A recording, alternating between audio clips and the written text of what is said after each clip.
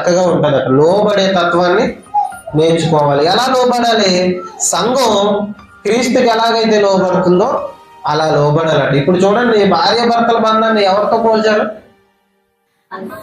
సంఘము అంత పవిత్రమైన బంధం అది. అర్థమవుతుందా? ఇప్పుడు నా భర్తకు నేను లోబడను, ఎదురు సమాధానం చెప్తాను, లేకపోతే మా కుటుంబాన్ని చక్కగా హ్యాండిల్ చేయను అని అన్నావంటే నువ్వు ఎవరి మాటలు పట్టించుకోలేనట్టు అర్థం. అది అర్థమవుతుందా? నువ్వు సంఘానికి కానీ క్రీస్తుకు కానీ మధ్య నీ బంధానికి కానీ విలువ ఇవ్వలేనట్టు అర్థం. అర్థమవుతుందా? ఇది చక్కని బంధం, ఇది పవిత్రమైన బంధం, ఆయన ఏర్పరిచిన బంధం. ఆ బంధానికి నువ్వు విలువ ఇవ్వాలి. ఆయన లోబడమన్నాడు కాబట్టి లోబడాలి. మా భర్త తాగుతాడండి, లోబడాలా?